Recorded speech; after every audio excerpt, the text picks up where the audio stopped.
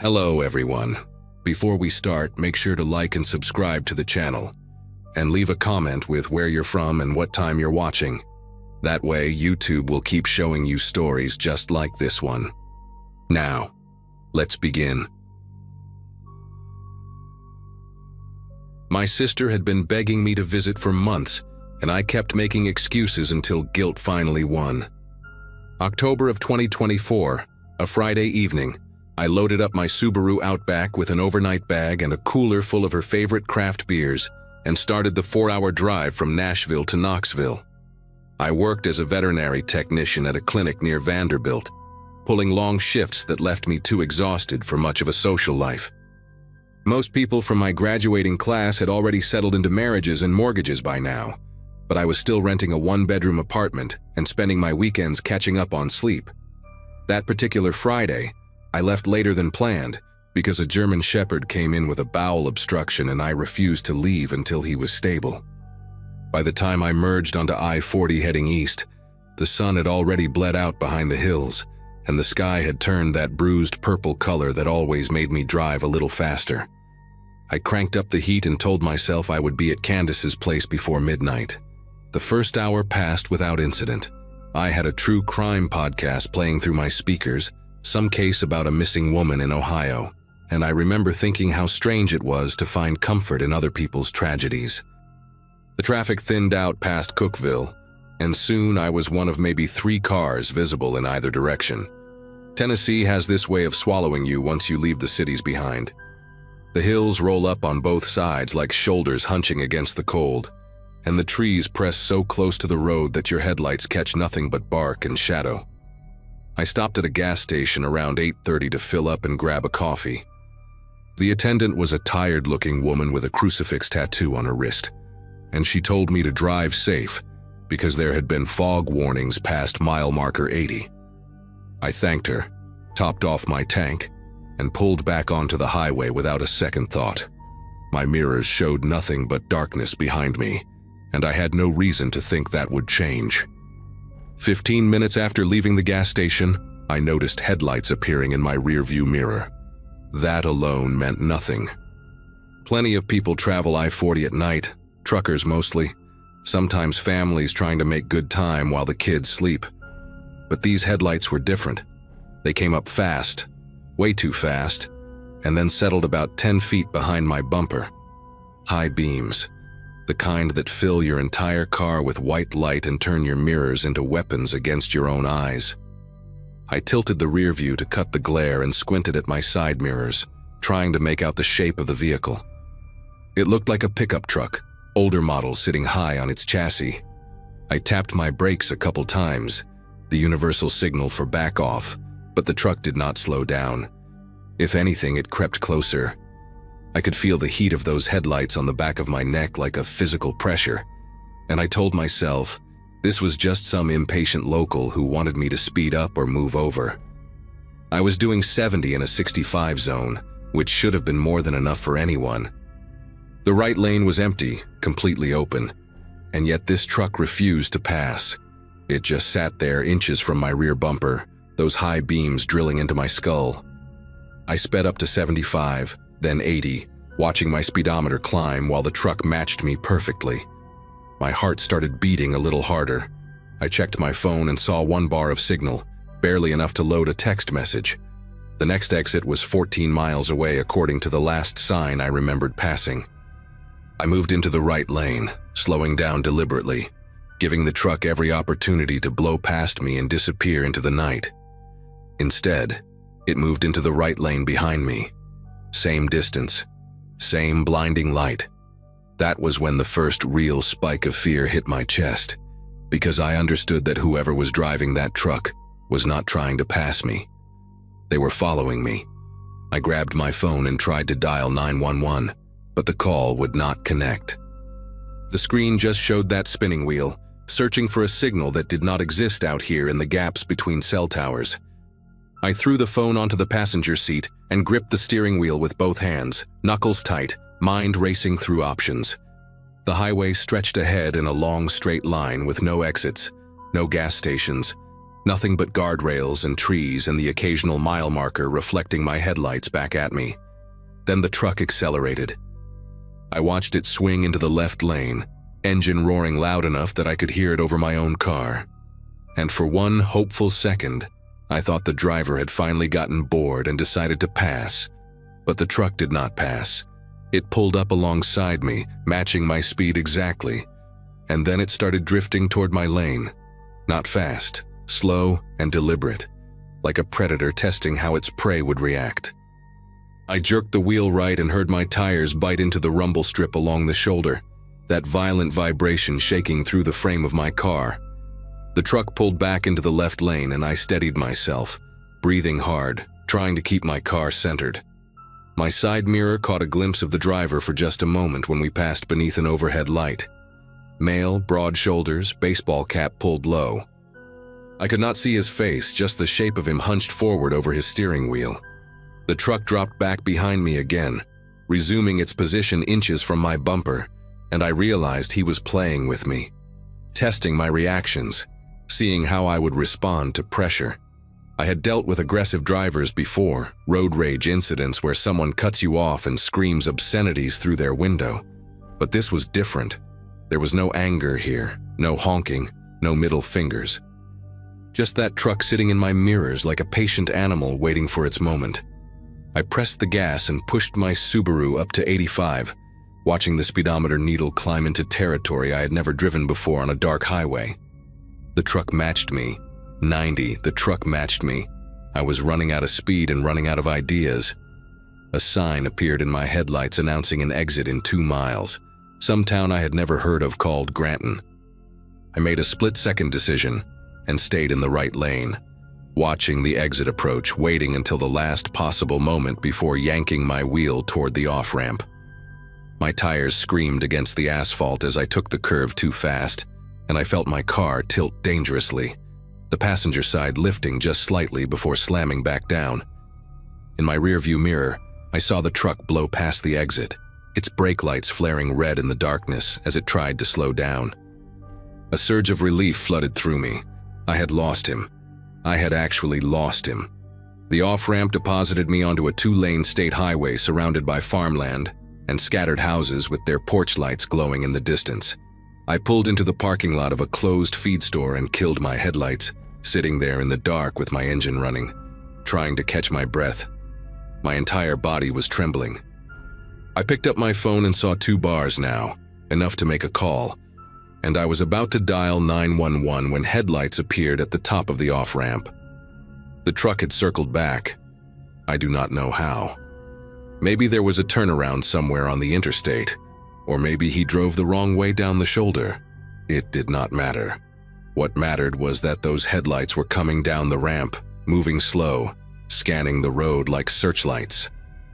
I threw my car into drive and pulled out of the parking lot without turning on my headlights, using the faint glow of the moon to navigate. The state highway curved through fields and past old barns, and I drove as fast as I dared in near total darkness, checking my mirrors every few seconds. The truck's headlights appeared behind me about 30 seconds later. He had seen me. He knew which way I had gone, and then he did something that nearly made me veer off the road entirely. He turned off his headlights too. Now we were both driving blind, 2 dark shapes hurtling through the Tennessee night, and I understood with horrible clarity what he was trying to do. He wanted me to lose track of him. He wanted to come up beside me without warning, to run me off the road when I could not see him coming. I was not just being followed anymore. I was being hunted. I turned my headlights back on because I had no choice. The road ahead curved sharply and I could not navigate it blind. Not at this speed. Not with my heart pounding so hard I could feel it in my teeth. The moment my lights came on, I saw the truck in my side mirror. It had crept up into my blind spot, maybe 15 feet behind me and to the left, completely invisible until that second.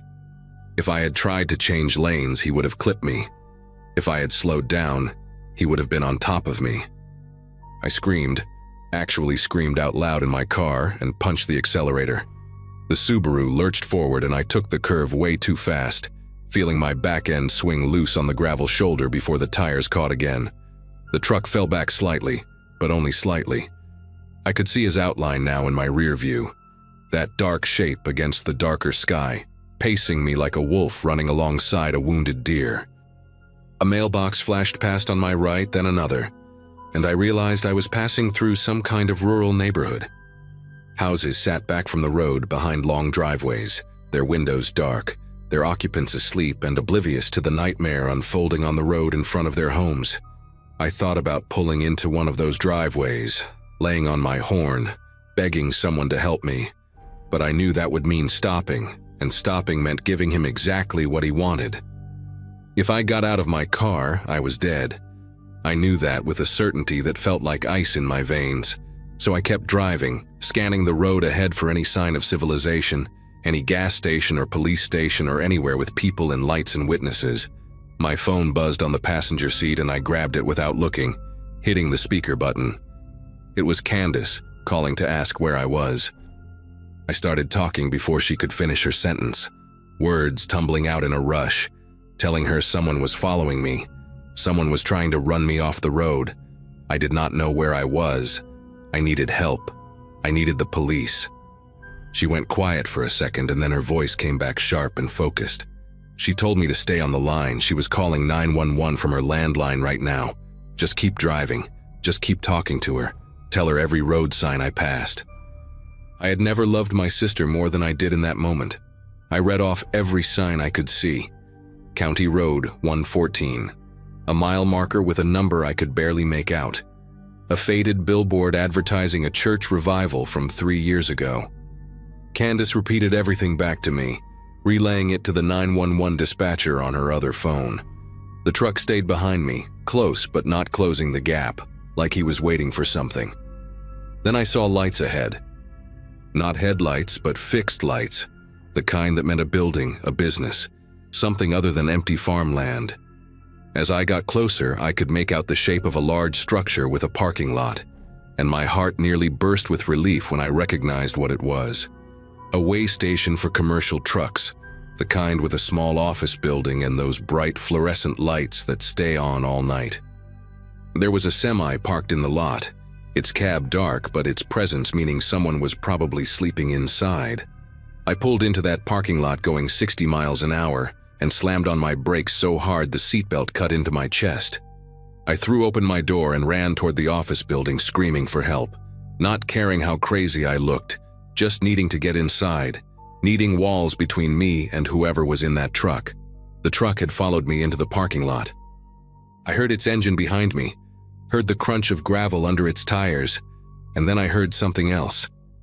Sirens. Distant but getting closer. That beautiful wailing sound cutting through the night air. The truck stopped. I turned around, standing in the pool of light outside the way station office, and I watched the driver. I still could not see his face, just that silhouette behind the windshield, that shape that had been hunting me for the last 20 minutes. He sat there for maybe 5 seconds, engine idling, and I knew he was looking at me. I could feel his eyes even if I could not see them. Then he threw the truck into reverse, backed out of the parking lot, and disappeared down the road in the opposite direction. The semi-driver had woken up and was climbing out of his cab, asking me what was wrong, and I just collapsed against the wall of the office building and started crying. The police arrived about 4 minutes later. They found me still sitting there, shaking, trying to explain what had happened while Candace stayed on the phone with me the entire time. They never caught him. I gave the officers everything I could remember.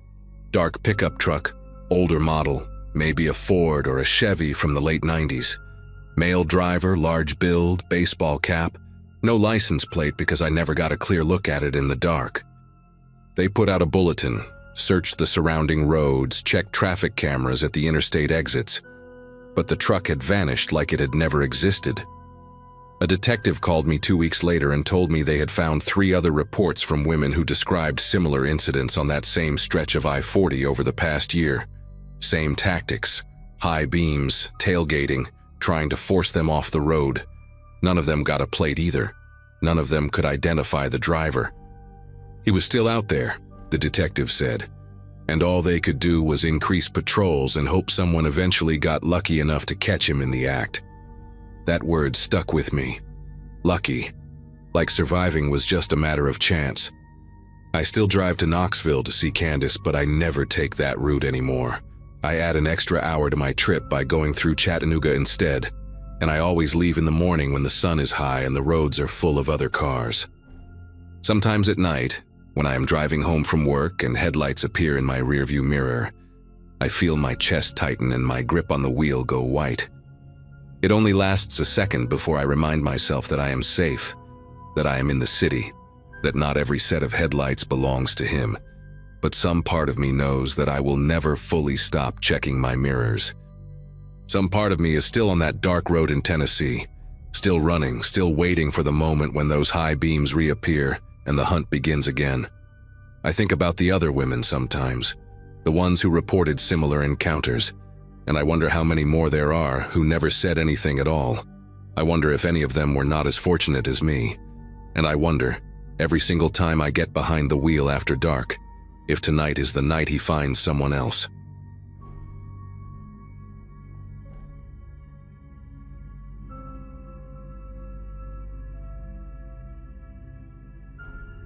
Irrigation equipment sales might sound boring, but the job takes you places most people never see. My territory covers the rural stretches of Missouri, Arkansas, and parts of Oklahoma. Farming country where the nearest Walmart can be 40 miles away, and cell towers are more of a suggestion than a guarantee. I graduated from a small college in Kansas back in 2015, and 8 years later, I had worked my way up to regional accounts manager, which really just meant I spent more time on the road than at home.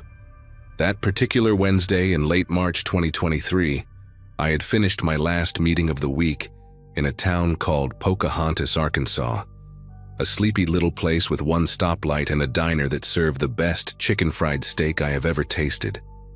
My GPS showed 2 routes back to my motel in Jonesboro, the main highway, which would take an hour and 40 minutes, or a series of county roads cutting through farming corridors that promised to shave off almost 40 minutes. I was tired. My back ached from 3 nights on cheap motel mattresses, and all I wanted was a hot shower and a cold beer. The shortcut seemed like the obvious choice. I pointed my rental car, a white Chevy Malibu that smelled like someone had chain-smoked in it for a decade, toward the setting sun, and headed into the emptiest stretch of land I had seen in years. The first half hour was peaceful in a way that city people never really understand. Fields rolled out in every direction, brown and gray with early spring stubble, waiting for the planting season to bring them back to life. The road was narrow, barely wide enough for 2 cars to pass without one of them drifting onto the gravel shoulder, and the asphalt was cracked and patched in a dozen places. I passed maybe 3 farmhouses total, all of them set far back from the road with long dirt driveways and rusted mailboxes leaning at odd angles. No other vehicles, not a single one. The sun kept dropping, turning the sky into bands of orange and purple, and I cracked my window to let in some of the cool evening air because the heater in the Malibu was broken on full blast.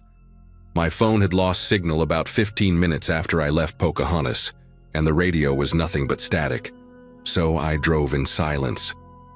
Just me, the hum of the engine, and the occasional crow lifting off from a fence post as I passed. I remember thinking how isolated it felt, how far removed from anything resembling civilization. At the time, it seemed almost meditative, calming. I had no idea that someone was watching me drive deeper into that emptiness, counting the minutes until I reached their trap. I saw the first branch about 40 minutes into the drive. It was a thick limb, maybe 8 inches in diameter and about 12 feet long, lying diagonally across the road. The bark was still pale where it had broken from the tree, and a few green buds clung to the smaller twigs. It looked fresh, like it had fallen within the last day or 2. We had gotten some strong winds earlier that week, so it did not strike me as unusual. I slowed the Malibu to a crawl and studied the obstacle. There was just enough room on the right shoulder, where the asphalt gave way to packed dirt and gravel, to squeeze around it without going into the shallow drainage ditch beyond. I eased the car over, felt the tires crunch on loose stones, and passed the branch without any trouble. As I pulled back onto the road and accelerated, I glanced in my rearview mirror almost out of habit. The branch sat there in the fading light, a dark shape against the gray pavement, getting smaller as I drove away. I thought about stopping to move it out of the road. Some farmer with a trailer might not see it in time, but I was tired, and the daylight was fading fast. I told myself someone local would deal with it. I kept driving. That decision, that small act of laziness, might be the only reason I am still alive to write this. Maybe 3 or 4 minutes passed. I had just crested a small rise in the road, one of the few elevation changes in that pancake flat landscape, when something made me look in the rearview mirror again. I cannot explain why. Call it instinct, call it paranoia, call it whatever you want. But I looked, and what I saw turned my entire body cold. 2 figures stood in the road behind me, right where the branch had been. They were maybe 300 yards back, but I could see them clearly enough in the last light of the sunset. 2 men, both wearing dark clothing, and they were dragging something across the asphalt. It took me a second to process what I was seeing, and then it clicked. They were pulling the branch back into place, not to the side of the road, across it, blocking it completely. I watched them position it, watched them step back to examine their work, and then both of them turned and looked in my direction. I do not know if they could see me watching them in my mirror, but it felt like they could. It felt like they knew exactly where I was and exactly what I was doing. My foot pressed down on the gas pedal without any conscious decision from my brain, and the Malibu surged forward. The speedometer climbed from 40 to 50 to 60. I needed to get out of there. I needed to find a main road, another car, a farmhouse with lights on. Anything. The GPS on my phone was useless without signal, but before I had lost connection, it had shown this road continuing straight for another 6 or 7 miles before intersecting with a larger county route. 6 miles. At 60 miles per hour, that was 6 minutes. I could do 6 minutes. I gripped the steering wheel so tight my knuckles ached, and kept my eyes locked on the road ahead, scanning for any sign of civilization, any indication that I was getting closer to safety. The fields blurred past on either side, darker now as the sun slipped below the horizon, and the Malibu's headlights clicked on automatically, cutting 2 pale beams through the gathering dusk. I kept checking the rearview mirror, but the road behind me was empty, just fading gray asphalt disappearing into shadow. The 2 men were gone, or at least too far back to see. For about 90 seconds, I let myself believe that maybe I was overreacting. Maybe they were just local guys clearing debris from the road. Maybe they had put the branch back to mark a hazard until they could return with a chainsaw. My brain scrambled for any explanation that did not involve what my gut already knew was true. And then I came around a gentle curve and saw it, and every desperate rationalization died in my throat. Another branch. No, not a branch. A tree. An entire oak tree, not huge but substantial, maybe 30 feet long, with a trunk as thick as a telephone pole, lying directly across the road.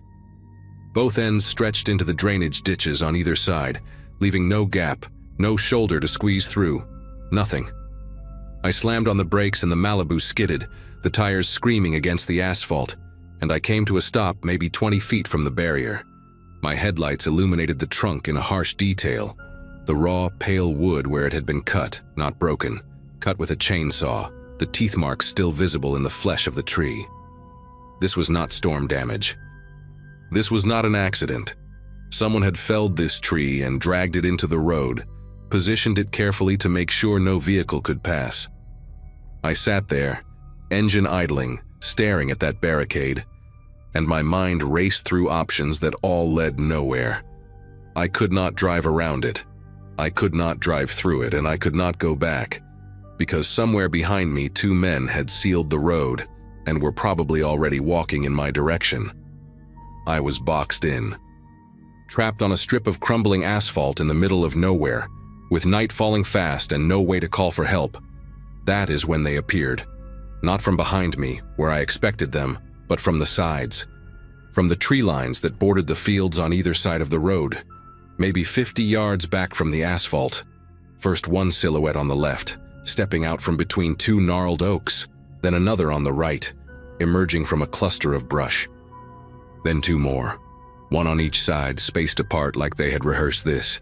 I counted 5 in total before I stopped counting, because my brain was no longer processing information in any useful way. They walked slowly, deliberately, not running, not shouting, just moving toward the road with the calm patience of people who knew their prey had nowhere to go. The last of the daylight was almost gone, but I could make out enough details to know these were not teenagers playing a prank. They were grown men, most of them heavy-set, wearing work clothes, canvas jackets, boots, jeans stained with dirt or oil, and they were carrying things, long things. One of them had what looked like a pipe or a metal rod. Another held something with a wooden handle, an axe or a sledgehammer, I could not tell. A third had a length of chain wrapped around his fist, the excess dangling at his side. These were not tools for clearing brush. These were weapons. And they were walking toward me like they had all the time in the world. I had maybe 30 seconds before they reached the road. My mind finally kicked into gear, running through every possible option at a speed that felt almost detached from my body.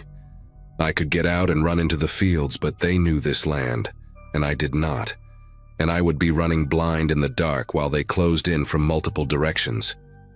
I could stay in the car and lock the doors, but a sledgehammer or an axe would go through a window in seconds, and then I would be trapped in a metal box with no way to defend myself. I could try to ram the tree blocking the road, but it was solid oak and the Malibu was a mid-sized sedan. At best, I would destroy the front end of the car and disable my only means of escape.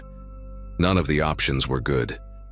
All of them ended with me dead or worse on this empty stretch of road where no one would find me for days.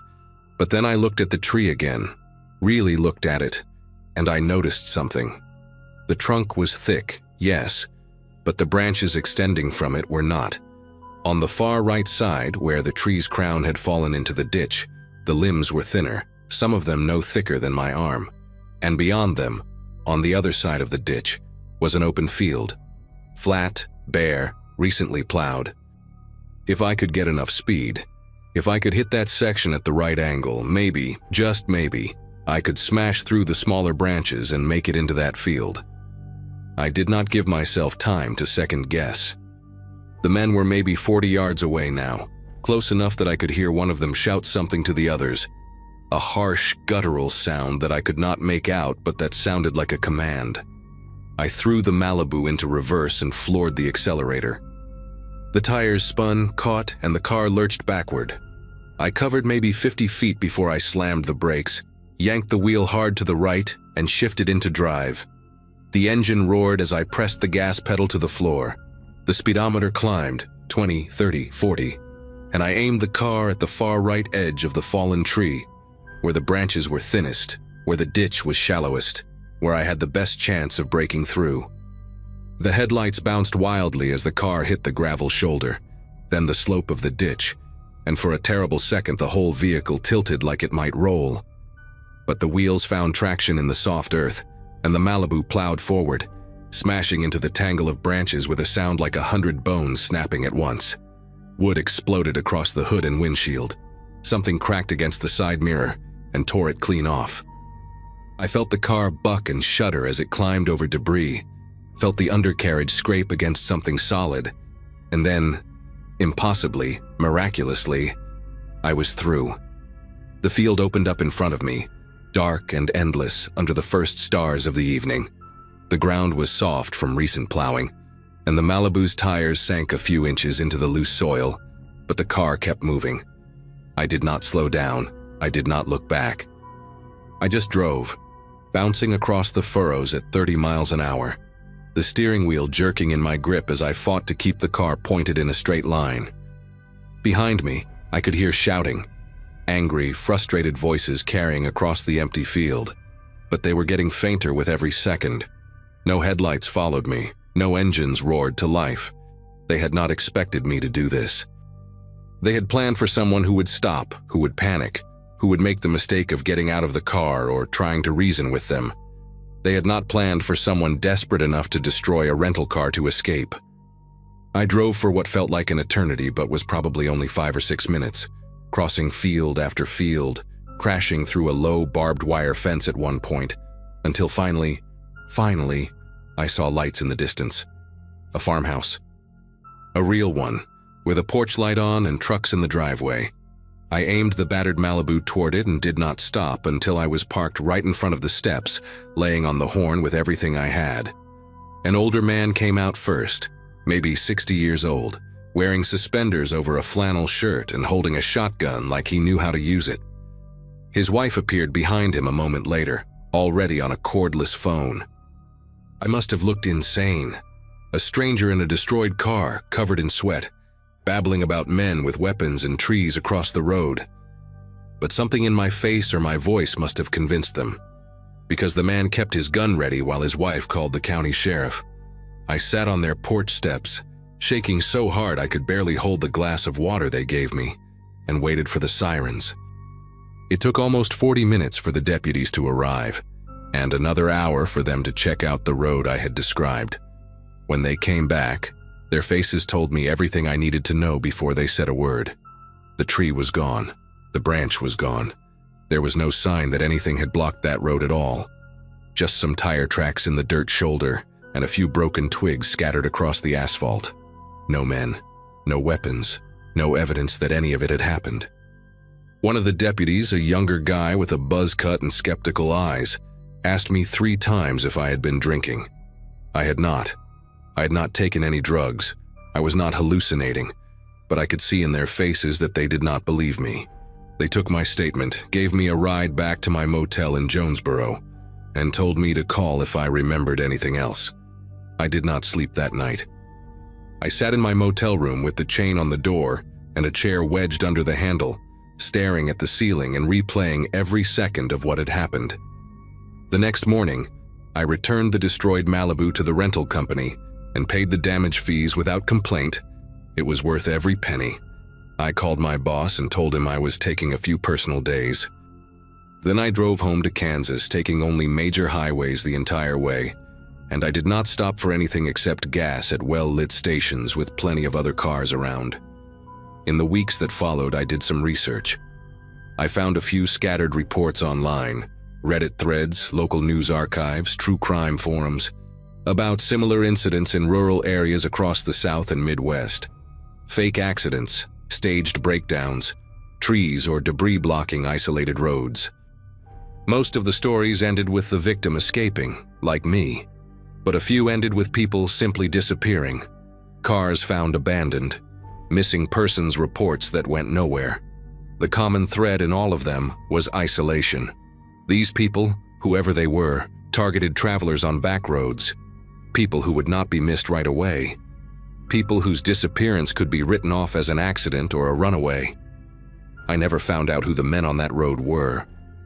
I never found out what they wanted from me, and part of me hopes I never do.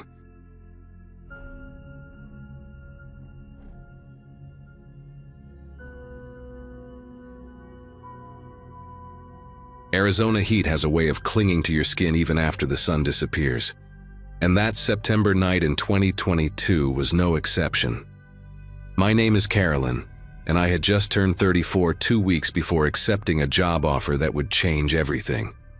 Phoenix seemed like the fresh start I needed after spending my entire adult life in El Paso.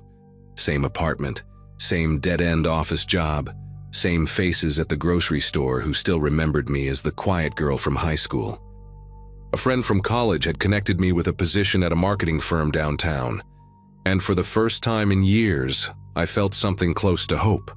So I packed everything I owned into my old Subaru Outback and decided to drive through the night, because sleeping in motels alone made me more anxious than exhaustion ever could. The plan was simple: 8 hours on the road, arrive by sunrise, begin a new chapter. I had made this drive once before during daylight, and it felt manageable enough. What I did not account for was how different the desert becomes when darkness swallows every familiar landmark, and the highway stretches into an endless black ribbon ahead.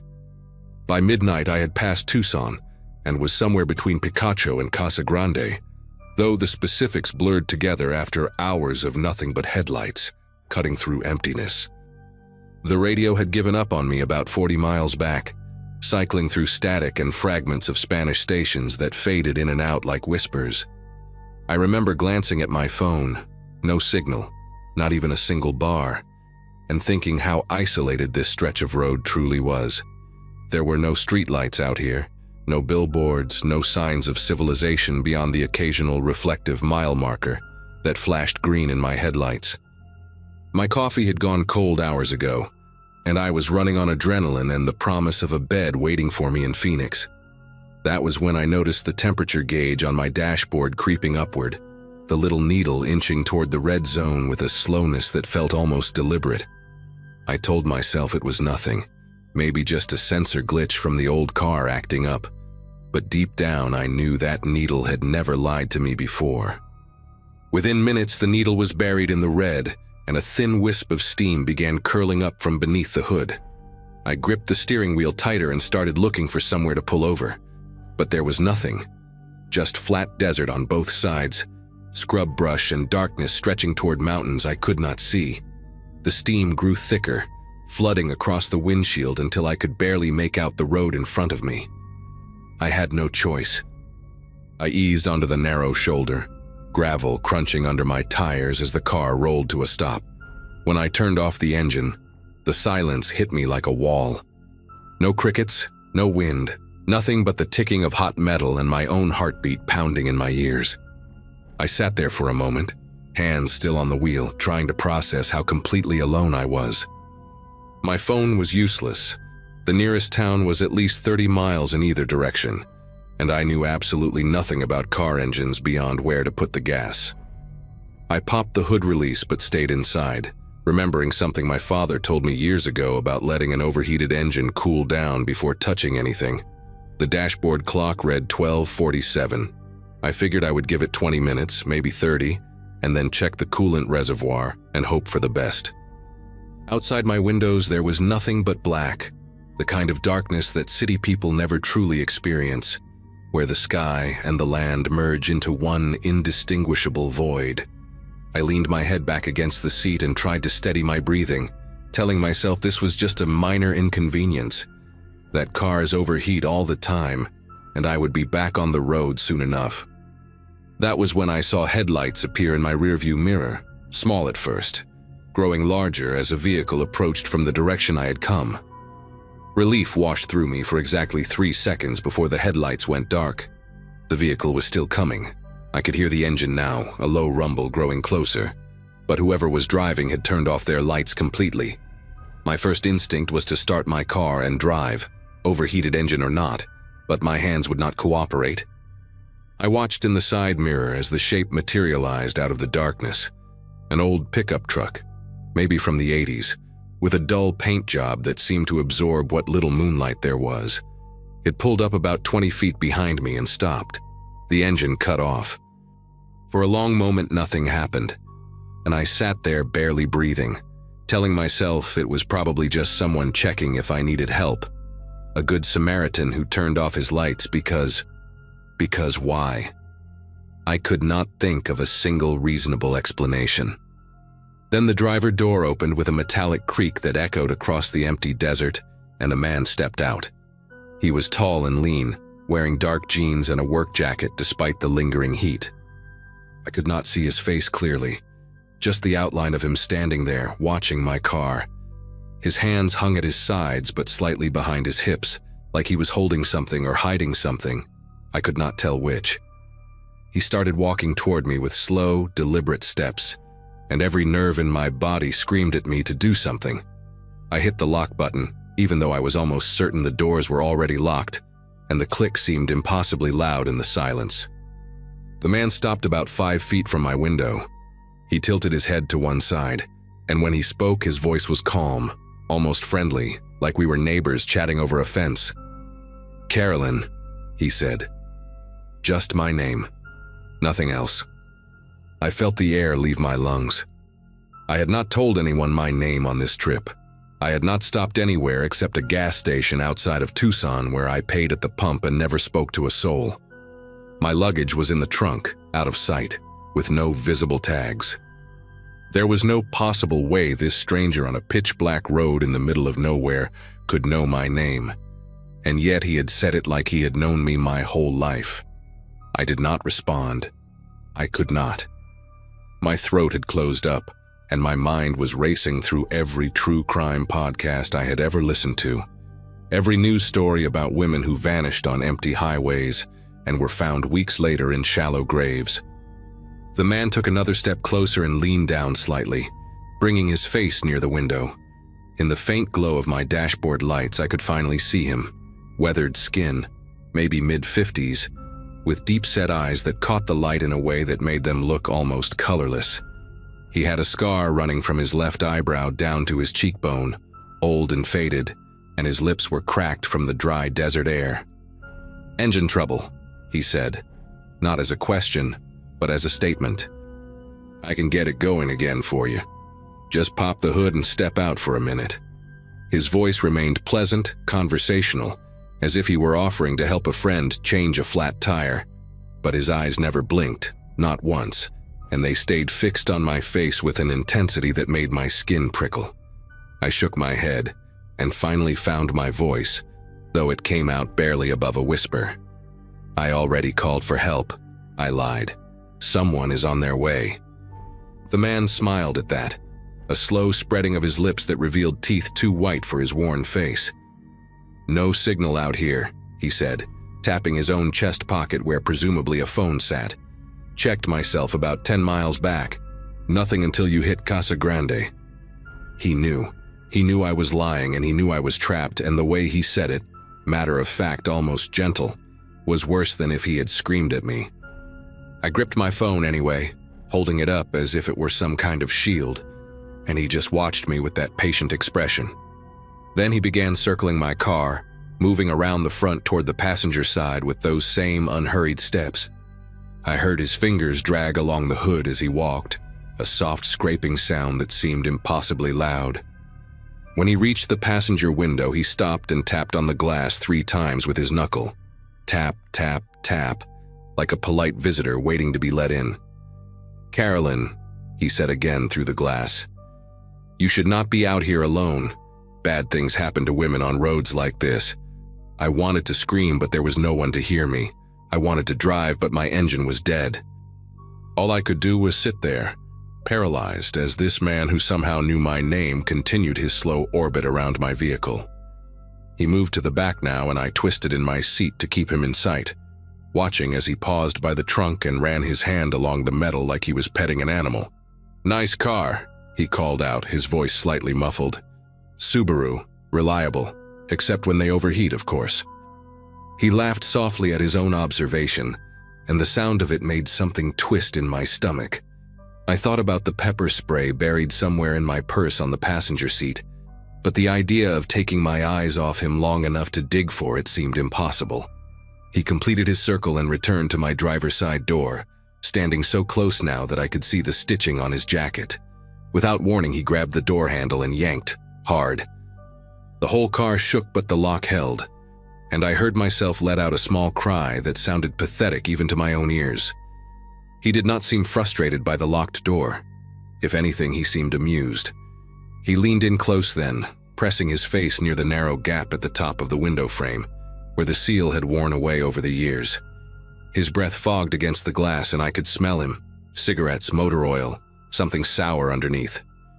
"I knew you would break down here eventually," he whispered through that tiny crack, and his voice was so close it felt like he was inside the car with me.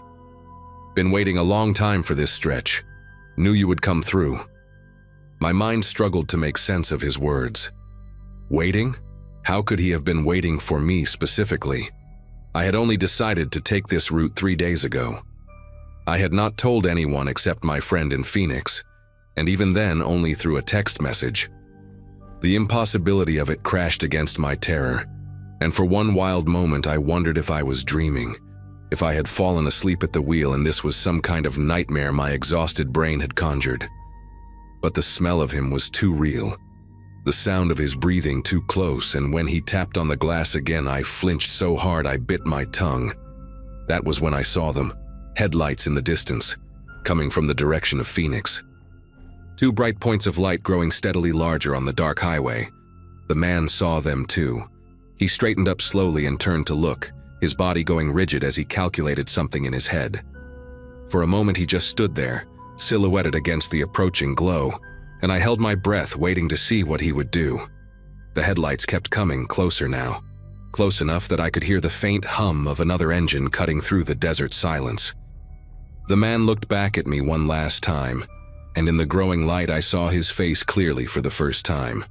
Those pale eyes, that scar, an expression that was not anger or frustration, but something closer to disappointment, like a child whose game had been interrupted. "Another time, Carolyn," he said quietly.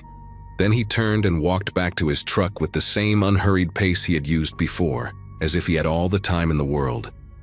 He climbed inside, started the engine, and pulled away without turning on his headlights, disappearing into the darkness ahead like he had never been there at all.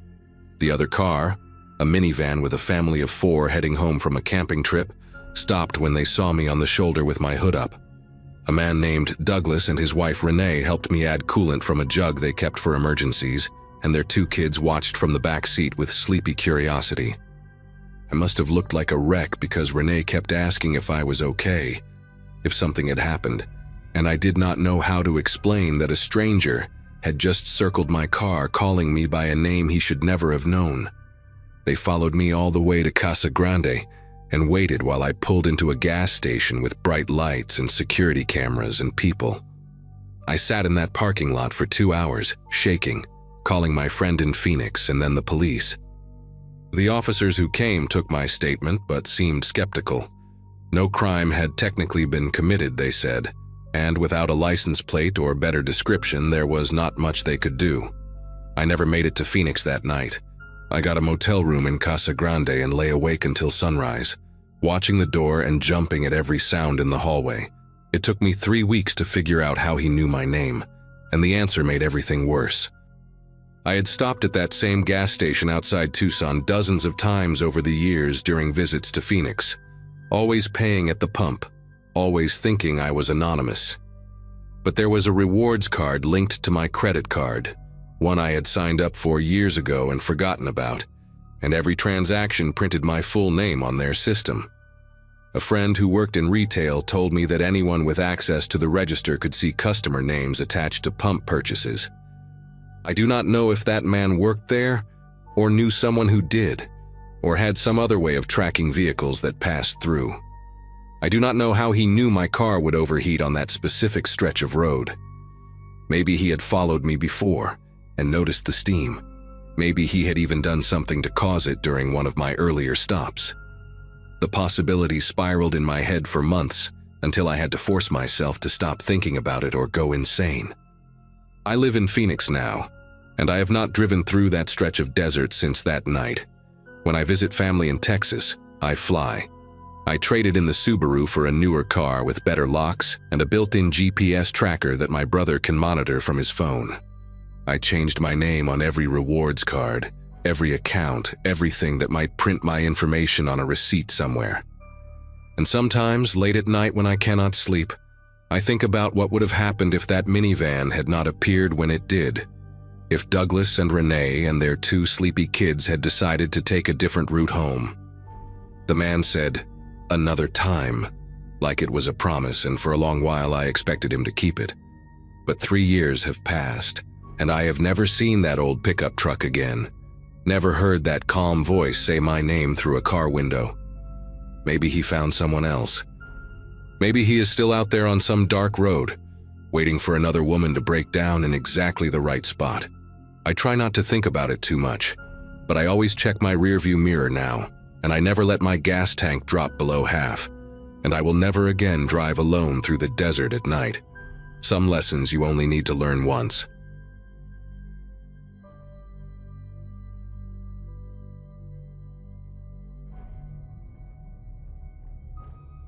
Everyone in my family graduated high school in 2008, cousins and all, which puts us right around 34 now. I mention that because when you hit your mid-30s, you start thinking you have life figured out. You have seen enough, experienced enough, and nothing really surprises you anymore. That confidence disappears real fast when you find yourself on a dark highway in rural New Mexico with a stranger pretending to be a cop standing at your window. I had been driving home from a work conference in Albuquerque, heading back to my apartment in Denver.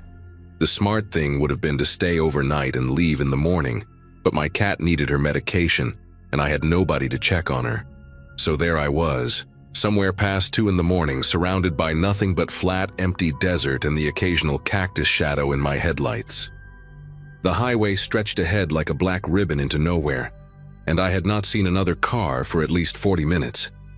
I was listening to some old country station, the kind that plays classics from the 70s and 80s, trying to keep myself awake with bad singing and strong gas station coffee. The speed limit was 75, and I had been doing maybe 78, nothing crazy.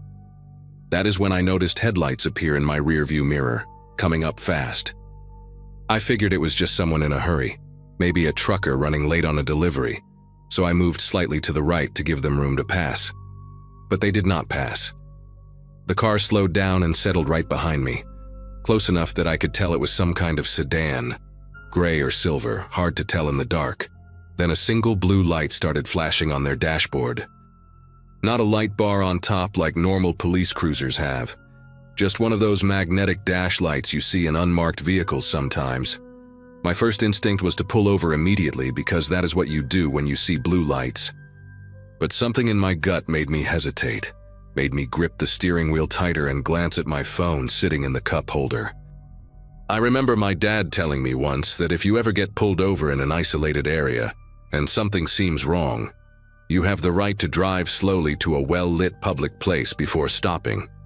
He was a long-haul trucker for 23 years and had seen all kinds of things on the road. So I slowed down to about 50, turned on my hazard lights to signal that I acknowledged the car behind me, and kept driving. I was hoping to see a gas station, a rest stop, anything with lights and maybe another human being. But the road ahead was nothing but darkness and the faint silhouette of distant mountains against a slightly lighter sky. The sedan stayed right on my tail, that blue light pulsing steadily. After about 2 miles of this, I heard a short burst from what sounded like a police siren, just a quick yelp, and I knew I could not keep going without making things worse. There was a wide shoulder coming up on the right, gravel and dirt, and I pulled over there with my heart beating so hard I could feel it in my throat. The sedan pulled up behind me, maybe 15 feet back, and killed the blue light but left the headlights on, pointed directly at my mirrors. I could not see anything behind me except blinding white glare. I rolled my window down about 3 inches, just enough to talk through, and waited. It took him a long time to get out of his car, longer than any traffic stop I had ever experienced. When he finally approached, he came up fast, almost jogging, and stopped right at my window with a heavy flashlight already shining in my face. He was a big guy, over 6 feet, wearing dark pants and a black jacket with no visible patches or markings. His belt had a holster on it, and I could see the grip of a handgun, but nothing else that looked like standard police equipment. No radio, no taser, no body camera. He did not say good evening or ask for my license. The first words out of his mouth were, "You know you were driving real suspicious back there, slowing down like that." I tried to keep my voice steady and told him I was just being cautious because I was not sure if he was a real officer. That was apparently the wrong thing to say. His face changed, got tight around the jaw, and he leaned closer to my window. "You think I'm not real? You think someone would be out here at 2 in the morning pretending to be law enforcement?" He let out this short laugh that had no humor in it at all. I asked him which department he was with, and he ignored the question completely. Instead, he started shining his flashlight around the inside of my car, moving the beam across my back seat, my passenger seat, the floor mats. He lingered on my work bag, a plain black laptop case, and asked what was in it. I told him it was just my computer and some work documents. He made this sound, almost like a grunt, and said he was going to need me to step out of the vehicle for a compliance check. I asked him what a compliance check was, and he just repeated himself, slower this time, like I was stupid. Step out of the vehicle for a vehicle compliance check. Everything in my body was screaming at me to stay in the car. I had never heard of a vehicle compliance check in my life, and I grew up around cops because my uncle spent 30 years with the Denver Police Department. I told the man I would be happy to cooperate, but I wanted to see his badge first. He reached into his jacket and pulled out a wallet, flipped it open for maybe 2 seconds, then snapped it shut. In that brief flash, I saw something that looked like a badge, silver and shaped like a shield. But where the department name should have been, there was nothing but scratched metal, like someone had taken a knife or a key and scraped the letters off deliberately. That image burned into my brain. A badge with no name, no department, no jurisdiction. He tucked the wallet back into his jacket and put his hand on his hip, right next to the holster. Satisfied? Now step out. His voice had dropped lower, and there was something in his eyes that made me think of a dog right before it bites. That flat, focused stare. I told him I was not getting out of my car until he told me what department he was with and what law I had broken. He slammed his palm against my window frame so hard that I flinched back into my seat. "People who drive alone at night usually have something to hide," he said, and his voice had this strange calm to it now, like he had made some kind of decision. "Open your trunk." I said no. I said it clearly and firmly, even though my voice cracked on the word. He walked away from my window then, not back to his car, but around to the rear of mine. I watched him in my side mirror, his silhouette moving through the red glow of my taillights. He tried the trunk handle, found it locked, and I saw him crouch down to look at something near my bumper. My license plate, I realized. He was memorizing my license plate. When he stood back up, he walked slowly along the passenger side of my car, dragging his flashlight across the windows, letting the beam linger inside like he was cataloging everything he saw. He stopped at my passenger door and tried the handle. Locked. I had never been more grateful for the habit of locking all my doors the second I get in the car. He stood there for a moment, just staring at me through the glass, and in the harsh white light of his flashlight I could see his face clearly for the first time. He was maybe in his late 40s, weathered skin, a scar that ran through his left eyebrow and disappeared into his hairline. His eyes were pale, gray or light blue, and they had this emptiness to them that scared me more than anything else.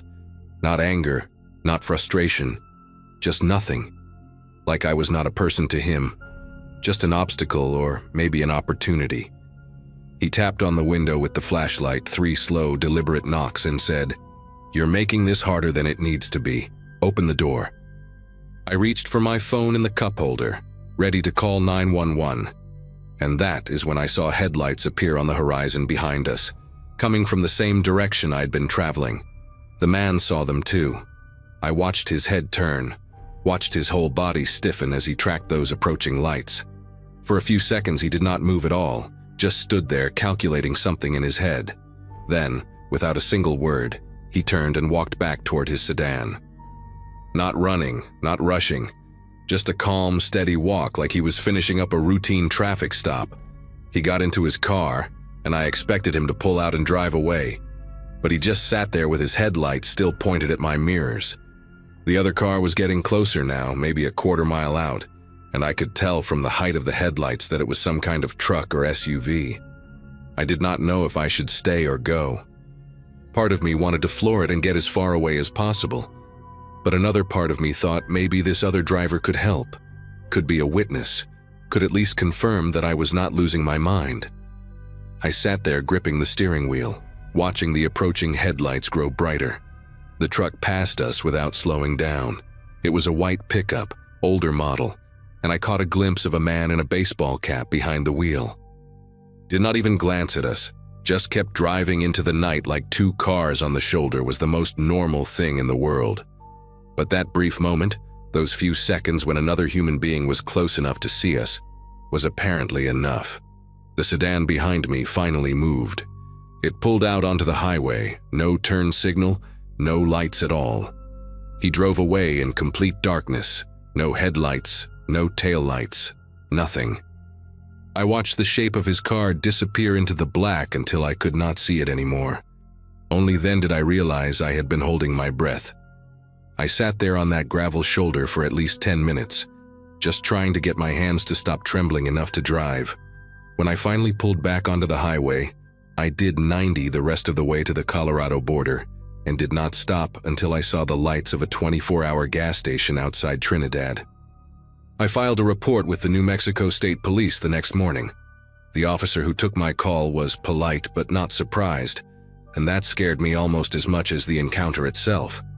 He told me there had been multiple reports over the past 18 months of someone conducting fake traffic stops on rural highways in the northeastern part of the state. Same description every time: gray or silver sedan, single blue dash light, a large man in plain dark clothes who refused to identify his department. Nobody had ever gotten a clear look at the license plate because he always positioned his headlights to blind the driver. Nobody had ever been able to identify the vehicle make or model with certainty. The officer asked me if the man had tried to get me out of my car, and when I said yes, there was this long pause on the line. He told me I did the right thing by staying inside and keeping my doors locked. He said not everyone had been that lucky, but he would not elaborate on what that meant. I did not push him. Part of me did not want to know. I still think about that night more often than I would like to admit.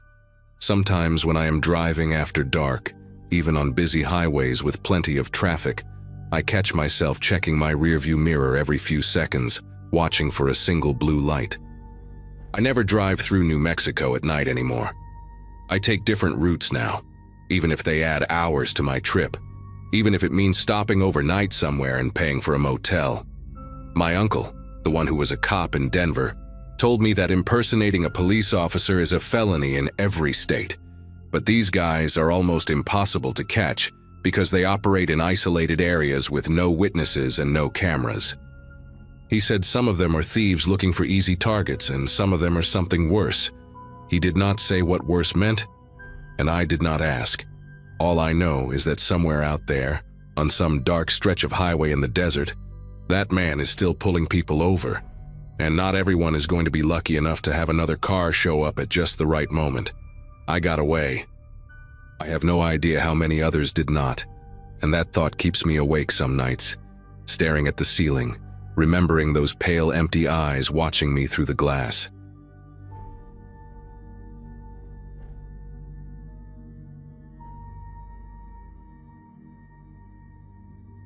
Anyone who has driven through rural Oregon knows how fast civilization disappears once you leave the main highways. A college friend of mine had gotten married that weekend at a vineyard outside Bend, and I had made the 3-hour drive from Portland to celebrate with her. By the time the reception wound down and I said my goodbyes, the sun was already sinking behind the Cascade Range, painting the sky in deep oranges and purples. I had graduated from Portland State back in 2012, spent over a decade building a career in healthcare administration, and thought I knew these roads well enough to take a shortcut. My GPS showed a 40-minute detour due to construction on the main route, but there was an alternative, a narrow county road that would shave off almost half that time. I remember thinking how peaceful it looked on the map, just a thin gray line winding through national forest land. That decision, made in the fading light of a Sunday evening, nearly cost me everything. The first few miles were unremarkable. Dense stands of Douglas fir pressed close on both sides, their branches forming a canopy that blocked what little daylight remained. I passed a single farmhouse about 2 miles in, its windows glowing warm yellow, and then nothing, just endless forest in the growing darkness. My phone lost signal almost immediately, which I expected out here, so I had downloaded the route beforehand. The road began to climb and twist, each curve revealing more of the same empty wilderness. I had the radio on low, some public station playing jazz, and I remember feeling almost hypnotized by the rhythm of the turns. Left, right, left again, the steering wheel moving smoothly through my hands. There were no other cars, no signs of life, just the hum of my engine and the occasional flash of reflective markers on the roadside. I checked the clock on my dashboard, 7:47 in the evening. According to my calculations, I had about 12 more miles before this road connected back to the highway. That is when I came around a sharp bend and saw the sedan. It was an older model, maybe a late 90s Buick or something similar, dark green with patches of rust eating through the paint near the wheel wells. The car sat diagonally across both lanes, its front bumper nearly touching the embankment on the left side of the road, its rear blocking the narrow shoulder on the right. Both front doors hung open like broken wings, and the hazard lights blinked in a slow, dying rhythm, that amber pulse barely visible, as if the battery was almost drained. My first thought was accident. Someone had lost control on the curve, maybe hit a deer and needed help. I eased off the gas and let my Subaru roll to a stop about 30 feet behind the sedan. The headlights illuminated the scene in harsh detail. Empty driver's seat, empty passenger seat, a wadded fast food bag on the dashboard. No movement, no one calling for help. Just those weak hazard lights blinking against the wall of black forest. I sat there for maybe 10 seconds, engine idling, trying to make sense of what I was seeing. Something about the positioning of the car nagged at me. It was too deliberate, too perfectly placed to block the entire road. A real accident would have left skid marks, broken glass, maybe a dent in the guardrail.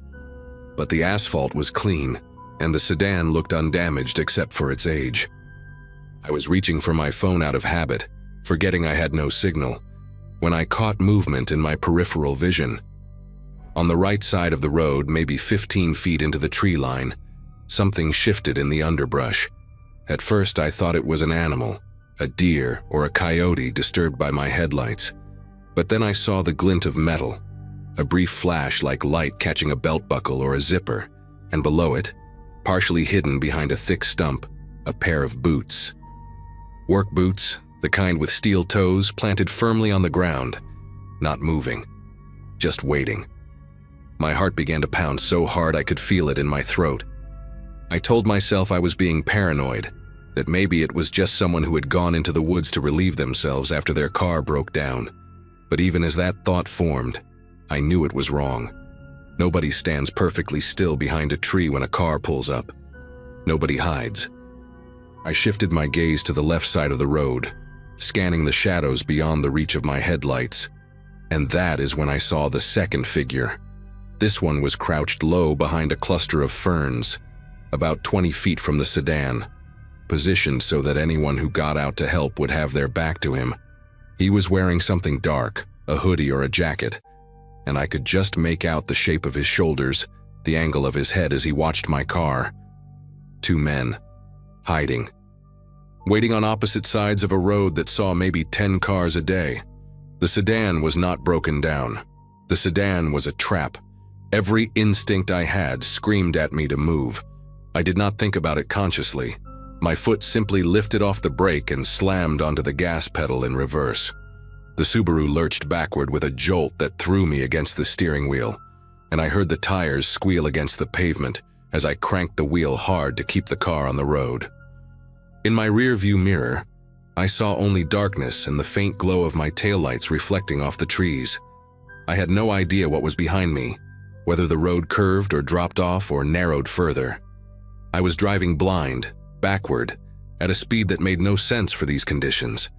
And then I heard shouting, male voices, 2 of them, loud and angry. I glanced forward through the windshield just in time to see both figures break from the tree line and sprint toward my car.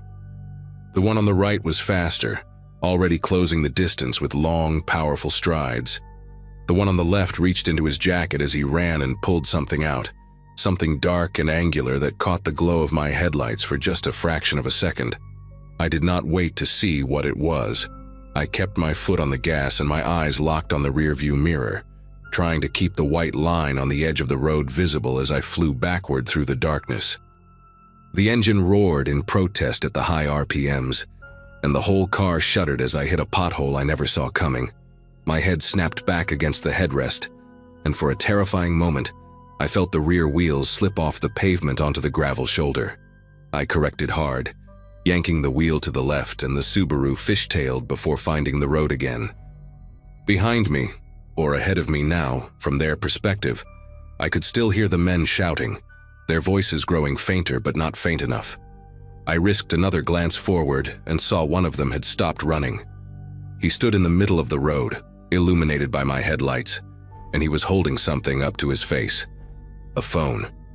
He was taking a picture of my license plate. The other one had not stopped. He was still coming, and he was close, maybe 40 feet away and closing fast. The road curved sharply to the right about 100 yards back. I remembered it from the drive-in, remembered the yellow warning sign with the arrow. If I hit that curve at this speed, going backward, I would go straight off the road and into the ravine. I had maybe seconds to make a decision. I could keep reversing and pray I remembered the curve correctly, or I could try to turn around. There was no room for a three-point turn, but I had seen truckers do something once on mountain roads, a sort of controlled spin where you use the momentum to whip the car around. I had never tried it. I had no idea if my Subaru could even do it, but the alternative was driving blind into a curve I could not see, with a man sprinting toward my window and another one recording my plate so they could find me later. I made my choice. I jerked the wheel hard to the left and stomped on the brake with one foot while keeping the other on the gas. The car screamed. The tires howled against the asphalt, and for one horrible, endless second, I felt the entire vehicle pivot on its axis like a carnival ride, the world spinning outside my windows in a blur of black trees and white headlight beams. The car came to a stop facing forward. I do not know how. I do not know if it was luck or physics or some deeply buried instinct that made me ease off the brake at exactly the right moment. But suddenly, I was pointed in the right direction, my headlights cutting down the road I had just reversed through, and my foot found the gas pedal before my brain even registered what had happened. The Subaru shot forward with a surge of acceleration that pushed me back into my seat. In my rearview mirror, I caught a glimpse of the man who had been chasing me.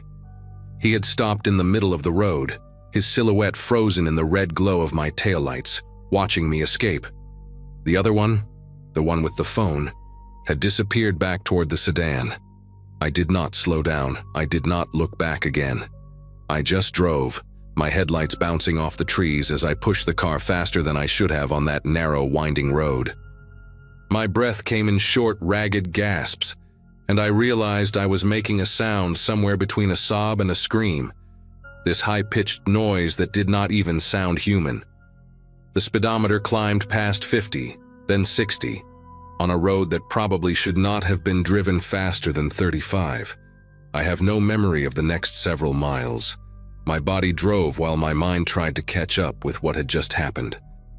I remember gripping the steering wheel so tightly that my knuckles ached for days afterward. I remember the taste of metal in my mouth, that copper flavor you get when adrenaline floods your system. I remember flinching at every shadow, every branch that moved in my headlights, convinced that another car would appear around every bend to cut me off. But nothing came. The road stayed empty, and eventually the trees began to thin, and I saw a glow on the horizon that meant civilization. When I finally reached the highway, I pulled into the first gas station I saw.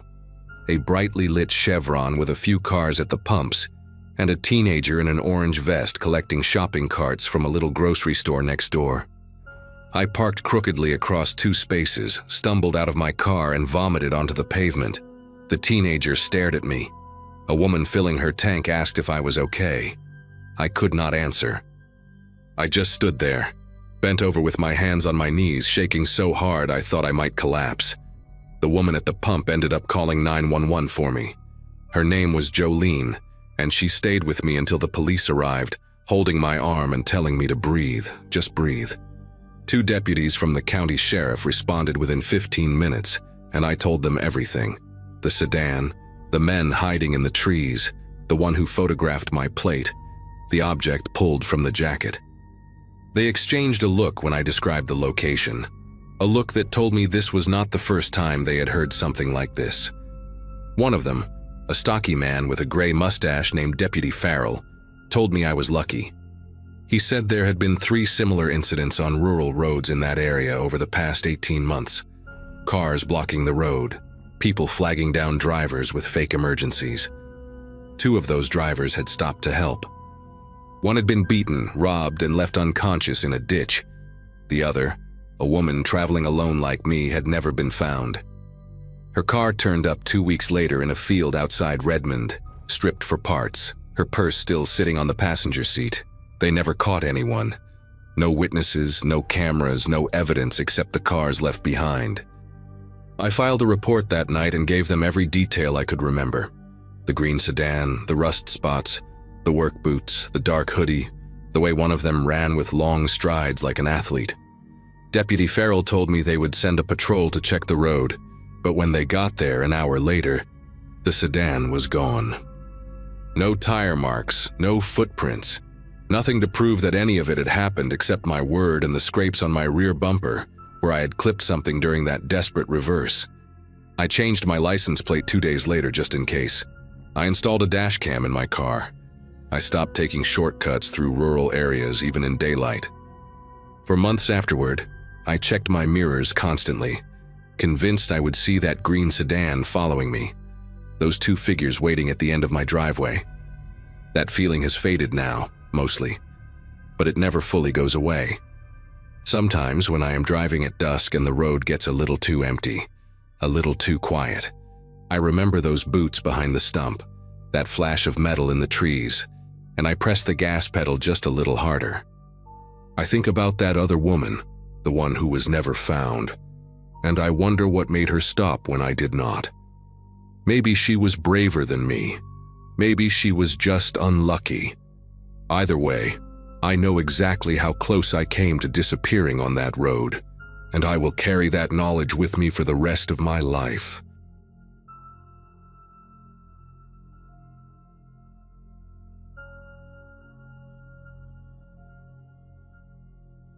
"14 hours into what should have been a 12-hour drive, my GPS decided to reroute me through some back roads in rural Georgia. It was a Wednesday in late September 2024, and I had been driving from my apartment in Charlotte to visit my older brother in Savannah for his 40th birthday. At 26, fresh out of a dead-end relationship and grinding through my second year as a paralegal at a small law firm, I figured the solo road trip would clear my head. The highway had been smooth until a major accident near Macon forced everyone onto detours, and somehow I ended up on a 2-lane road cutting through pine forests and farmland I had never seen before. My phone signal had dropped to 1 bar, the sun was sinking fast behind the tree line, and I remember thinking how strange it was that I had not passed another car in almost 20 minutes. The isolation should have bothered me more than it did, but I was too tired to care. Too focused on just getting to my destination before midnight. I felt the steering wheel jerk to the right before I heard the sound, that unmistakable flapping of rubber against pavement that every driver dreads. My front passenger tire had blown, and I pulled onto a narrow shoulder that was barely wide enough for my Ford Escape. When I stepped out to assess the damage, the silence hit me first. No birds, no distant highway noise, nothing but the wind moving through the pines and the ticking of my cooling engine. The tire was completely shredded, and I realized with a sinking feeling that my spare was one of those tiny temporary ones that I had never actually learned to install. I pulled out my phone to call roadside assistance through my insurance, but the signal kept flickering between 1 bar and nothing. I was standing there, trying to hold my phone at different angles like that would somehow help, when I saw headlights appear around the bend behind me. A tow truck, moving slow, its yellow roof lights cutting through the growing dusk like it had been waiting for me. The truck pulled up behind my car and a man stepped out. He was tall, maybe 6'3", with a wiry build and arms that seemed too long for his body. He wore a gray work shirt with no visible name patch, and his face was weathered in a way that made it hard to guess his age, anywhere between 40 and 60. His hair was cropped short, almost military style, and he had this way of tilting his head slightly when he looked at me, like a dog trying to figure out a strange noise. He smiled, but it was the kind of smile that never quite reached his eyes, and when he spoke, his voice was calm, almost too calm, like he had rehearsed this exact moment. He asked if I needed help, said he had seen my hazard lights from a mile back. I thanked him but told him I was calling my insurance for roadside assistance. He nodded slowly, then said something that made the hair on my arm stand up. He said all the local shops were closed for the night, and that my best bet was to let him tow me to a private lot about 15 miles down the road where I could wait safely until morning. I told him I appreciated the offer, but that I would rather wait for my insurance company to send someone. He did not move, just stood there with his hands in his pockets, studying me with that tilted head. The smile faded, and he said waiting out here was not a good idea, that this stretch of road got dangerous after dark. I asked him what he meant by dangerous, and he just shrugged and said there had been incidents, people getting hurt, cars getting stolen. He stepped closer, close enough that I could smell cigarette smoke and something else, something metallic on his clothes. He said he was just trying to help, that I was a young woman alone on an empty road, and that not everyone out here had good intentions. The way he said it, slow and deliberate, felt less like a warning and more like a threat wrapped in concern. I told him again that I was fine, that help was on the way, even though I still had not been able to get a call through. He stared at me for a long moment, then walked back to his truck and leaned against the driver door, arms crossed, watching. I got back into my car and locked the doors. My heart was pounding so hard I could feel it in my throat, and I kept glancing at my rearview mirror where I could see his silhouette against the fading sky. I tried my phone again, and this time it connected for just long enough to reach my brother. The call was breaking up badly, but I managed to tell him where I thought I was, somewhere off Route 221, near a town called Pemberton or Pemberton County. I was not sure. He said he would call the sheriff and send help, told me to stay in the car with the doors locked, and then the call dropped. Those few seconds of connection felt like a lifeline being thrown to me across a dark ocean. I sat there gripping my phone, watching the battery drain to 37%, and tried to slow my breathing. The tow truck driver had not moved. He just stood there, a dark shape against his truck, and I could feel his eyes on me even through the growing darkness. Minutes passed, maybe 10, maybe 20, and he did not leave. Then he started walking toward my car again. This time his posture was different, less casual, more purposeful, like he had made some kind of decision. He knocked on my window and I cracked it maybe an inch, just enough to hear him. His voice had changed too, lost that fake friendliness from before. He said I was making a mistake, that my phone was not going to work out here, that nobody was coming for me. He said he had been doing this a long time, and he knew how these situations ended. I asked him what exactly he had been doing a long time, and he paused, like he realized he had said too much. He recovered quickly, said he meant towing cars, helping stranded drivers, but there was a flicker in his expression that told me he was lying. I told him to leave me alone or I would call the police. He laughed at that, a dry sound with no humor in it, and said, "Go ahead, try." He pointed out that my phone had no signal, that I was miles from anywhere, and that the nearest police station was in Crawford County, a 40-minute drive even if they left right now. He knew the area too well, recited those details too easily, and that terrified me more than anything else he had said. I decided to do something that felt insane, but also felt like my only option. I rolled up my window, put my car in drive, and started moving forward on the shredded tire. The sound was awful, metal grinding against asphalt, the rim sparking in my side mirror. But I did not care. I would rather destroy my car than stay there with him. He stood in the road for a second and I thought he might try to block me. But then he jogged back to his truck. In my rearview mirror, I saw him climb in and follow me, keeping a steady distance of maybe 50 feet.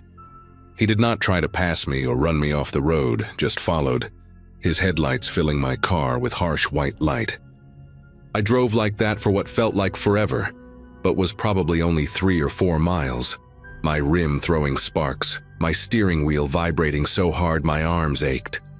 I kept looking for any sign of civilization, a house, a gas station, another car, but there was nothing. Just trees and darkness and that tow truck behind me like a predator trailing wounded prey. Then I saw lights ahead. Not headlights, but the blue and red flash of a police cruiser. I have never felt relief like that in my entire life. This wave of emotion so strong that tears started running down my face before I even realized I was crying. A Crawford County Sheriff's deputy had been dispatched after my brother called, and he had been driving up and down Route 221 trying to find me. I pulled over and practically fell out of my car, waving my arms, and the deputy got out with his hand on his holster. Behind me, the tow truck had stopped about 100 yards back. For a moment it just sat there, engine running, and I pointed at it, trying to explain through my gasping breaths that the driver had been following me, pressuring me, refusing to leave. The deputy shined his flashlight toward the truck, and I saw something I will never forget. The driver making a slow, deliberate U-turn and driving away. No rush, no panic, just calm and methodical, like this was not the first time he had been interrupted.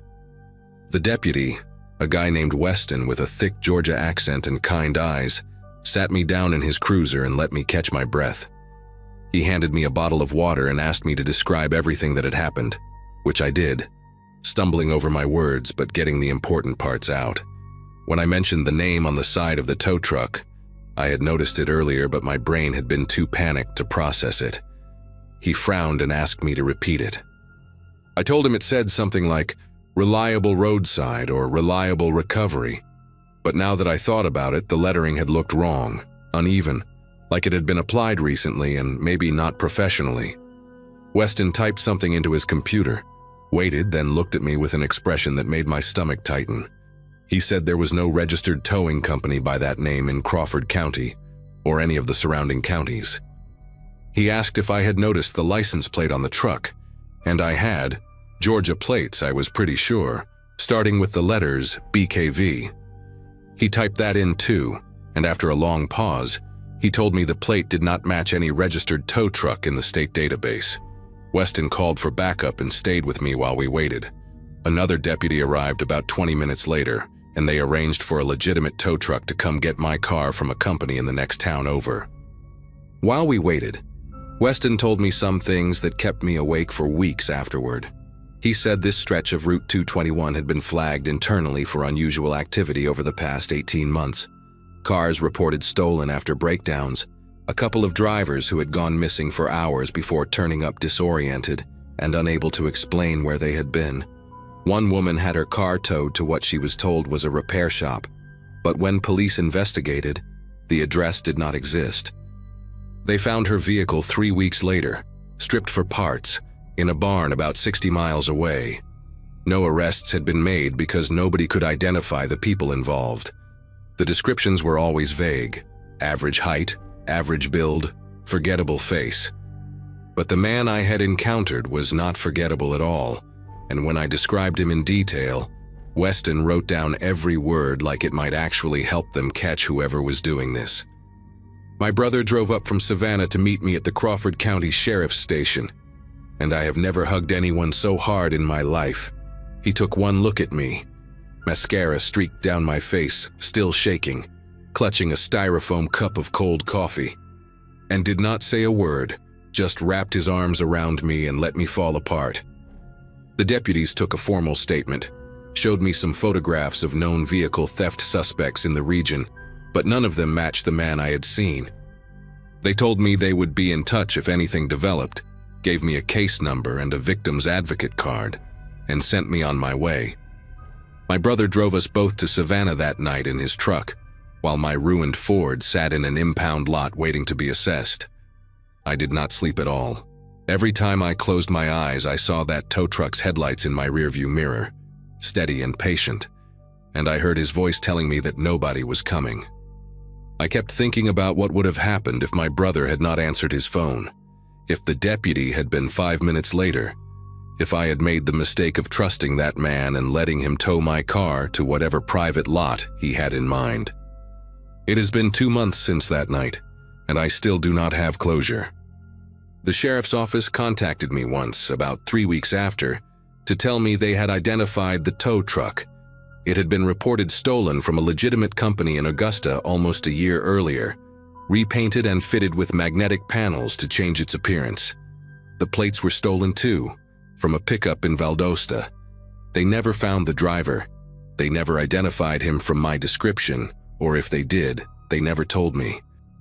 I traded in what was left of my Ford for something new, something with better roadside assistance coverage, and I downloaded 3 different emergency apps that can send my location even without cell signal. I do not drive alone at night anymore.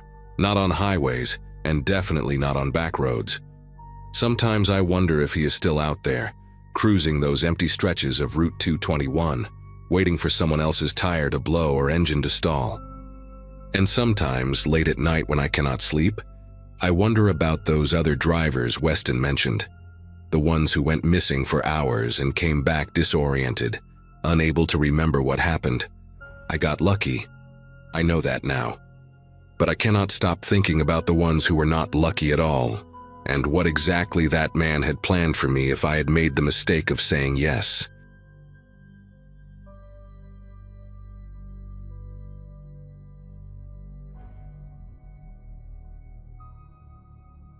A long drive with my friend Mark had seemed like the clean break I needed that year. I'd just left a job that had drained me to the bone, and he was moving across the country for a new position, so I offered to ride along and help with the haul. By the time we reached that rural rest area, the kind of place that felt forgotten by most maps, our conversations had thinned into tired rambling. The air outside carried this strange stillness, like everything was holding its breath. A single SUV sat a few spaces down, engine humming softly. Inside it, a guy leaned toward the woman in the passenger seat, speaking low, his jaw moving with this sharp precision that felt confrontational even from a distance. The woman didn't react at all. She stared straight ahead, eyes wide, the kind of stiffness that made her look carved out of wax. Mark muttered something about needing to pee before he passed out, so we headed toward the building. The restroom lights flickered with that sickly yellow tint that shows every crack in the tiles.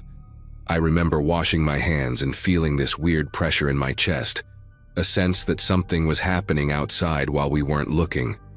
When we walked back out, the night felt slightly different, like it had shifted a few degrees somehow. The SUV wasn't where we'd left it. It had rolled forward and angled itself right across the exit lane, like it was waiting for us. The woman inside had turned her head toward us now, and the expression on her face didn't match the stillness from before. It had this frozen, terrified quality, like she wanted to scream but couldn't make a sound. As we approached my car, the guy in the SUV didn't even glance our way. He was talking on speakerphone, his voice suddenly casual, almost cheerful. The words didn't fit the moment. "Yeah, we'll keep things quiet. No one needs to know anything yet." His tone had that unsettling confidence some people get when they believe they're in complete control of a situation. Mark shot me a look, the kind where concern fills in the blanks without either of us needing to say anything. The woman's eyes tracked us, and I swear there was a pleading glint there, something desperate trying to reach out past the glass. I felt my throat tighten because I didn't know whether to help, run, or pretend none of it was happening. We left quickly, driving in silence for a good 30 minutes before either of us could piece together words.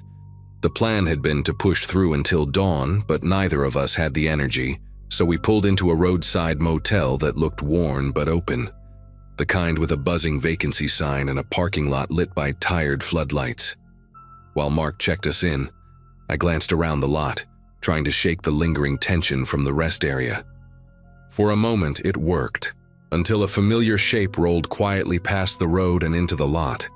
The same SUV, lights off, slow enough that it barely seemed to move.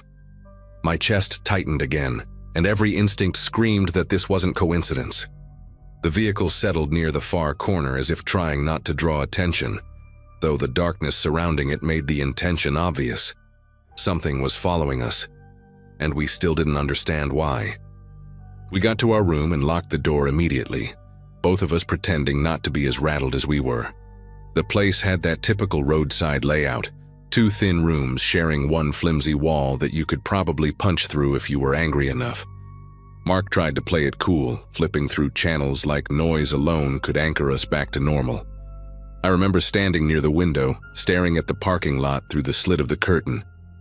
The SUV was still there, engine off, no movement inside. Just a dark outline waiting in the corner like it belonged to the shadows. I kept thinking about the woman's face from earlier, the way her eyes had locked onto mine, wide and silent, begging without a voice. That image clung to me harder than anything the man had said. Sometime after midnight, the tapping started. Soft at first, so quiet I thought it was just the building settling or maybe a tree brushing against the siding. But it came again. 3 light taps, spaced evenly, almost intentional. Mark muted the TV immediately. We both stared at the wall between our room and the next, the one that felt too thin to be a barrier against anything serious.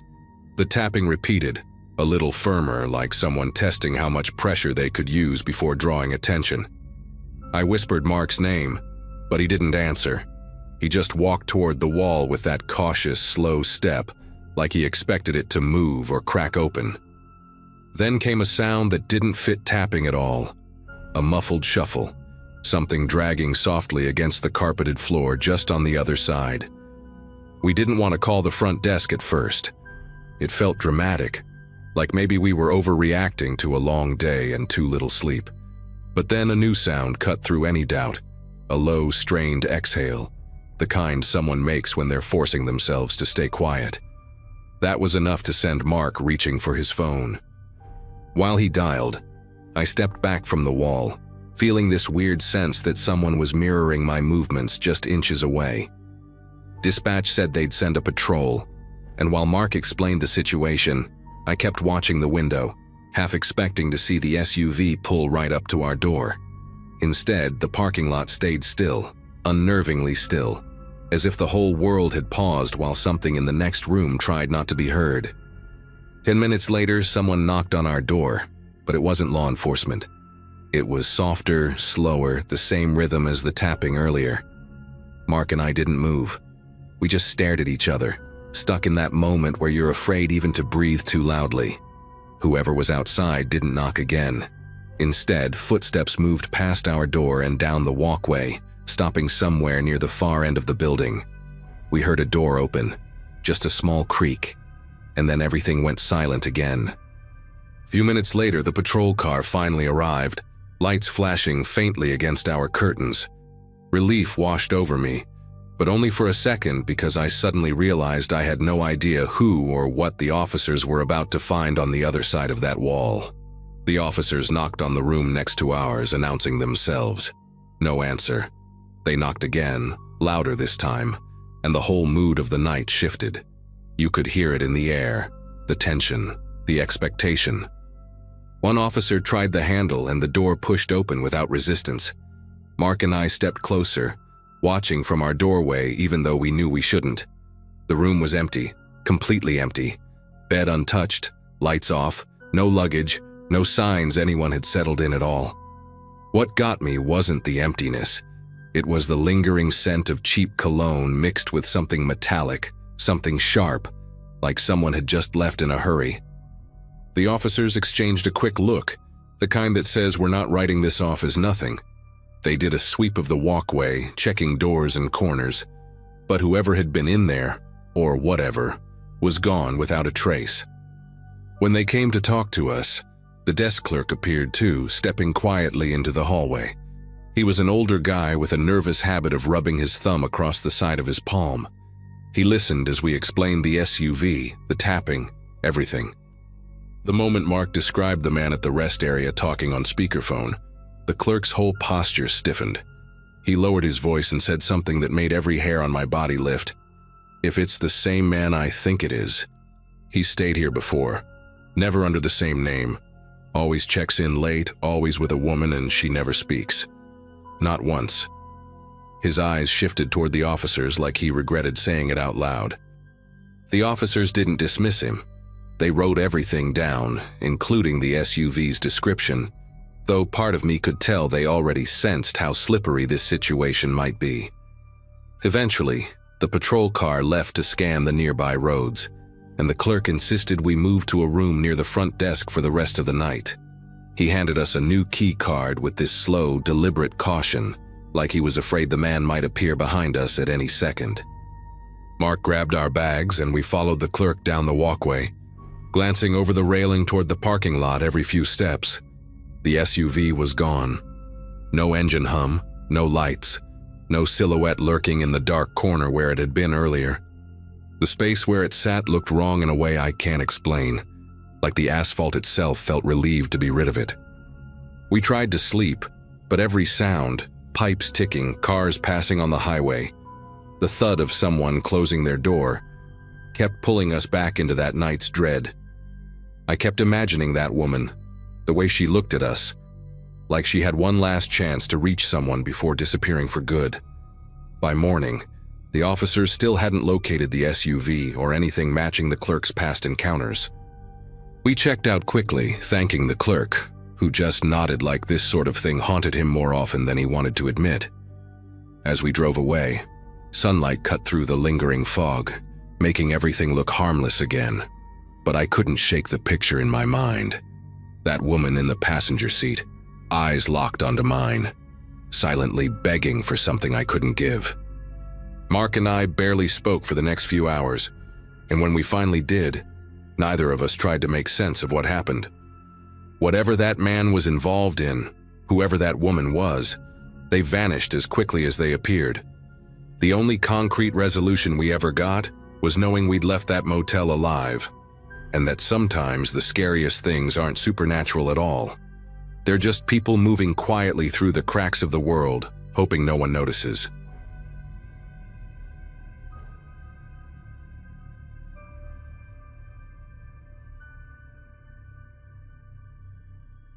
Hard to explain my life at the time without sounding scattered, but I'd been doing contract work all over the region in early 2024, driving from one small town to another because it paid better than sticking to one city. That week I was heading north after a job that ran long, running on gas station coffee, and a playlist I'd already heard way too many times. Mid-afternoon, somewhere between towns I'd never heard of, my front right tire started giving this uneven wobble, like the whole wheel was shifting its weight every few seconds. I pulled over, checked it, didn't see anything obvious, but the sound unnerved me enough that I didn't want to risk another 50 miles on it. A weather-faded sign pointed toward a town I swear wasn't on my GPS the day before, so I turned in hoping to find a mechanic. The place barely counted as a town, 3 blocks, maybe 4, with more empty windows than open businesses. The only sign of life was a convenience store with a crooked open sign buzzing in its window. Behind it sat a garage that looked like someone had tried to renovate it 30 years ago and then just stopped. A single metal bay door was half open, and inside stood a tall guy in a stained gray coverall, sleeves tied around his waist. His name patch had peeled away, leaving only the outline. He had coarse salt and pepper hair tied back with a red elastic band, and the kind of stare that never seemed to blink at the right time. When I explained the tire issue, he nodded slowly and said he needed to bring the car into the closed bay for safety, then gave this odd cough laugh as if he'd said something funny only he understood.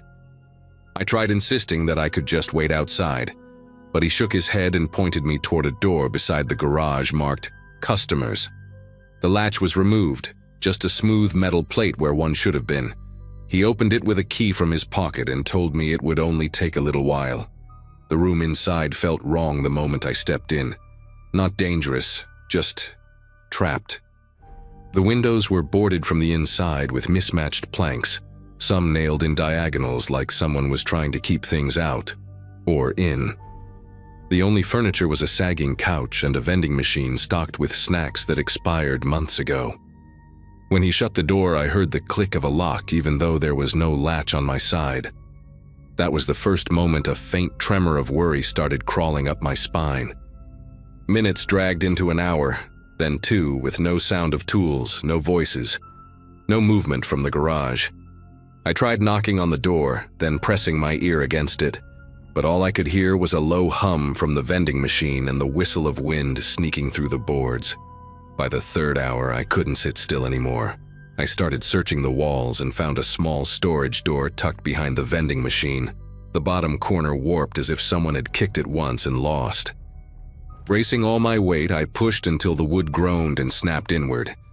The gap led to a narrow storage corridor, dimly lit by a single bulb dangling from a frayed cord. At the end of it, a doorway opened into the back of the garage, and that's when I saw my car, parked exactly where I'd left it, completely untouched.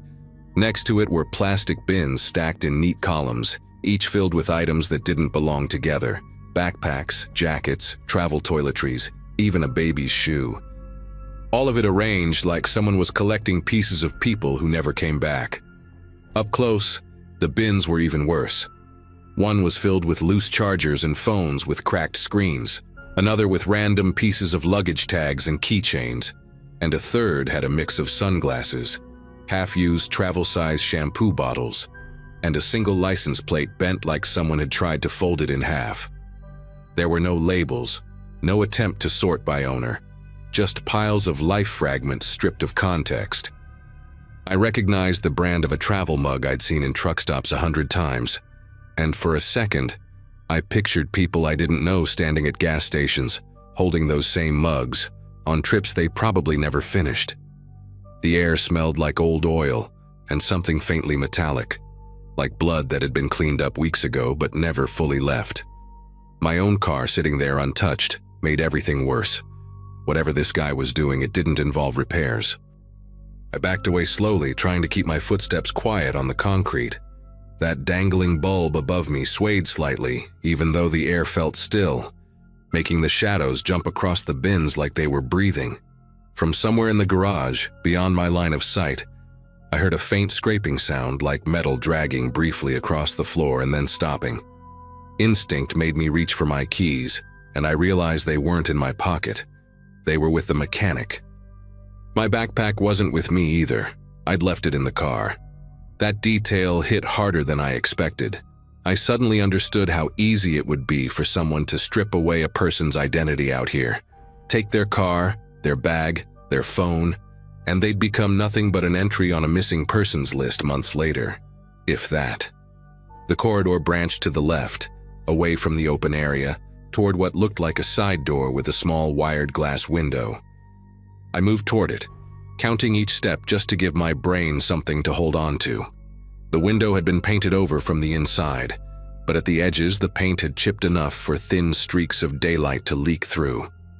I pressed my ear against the metal door and heard distant traffic, the faint roar of cars passing at highway speed. That sound snapped a decision into place. If I could get out that door, I didn't care about the car anymore. I could get help, or at least distance.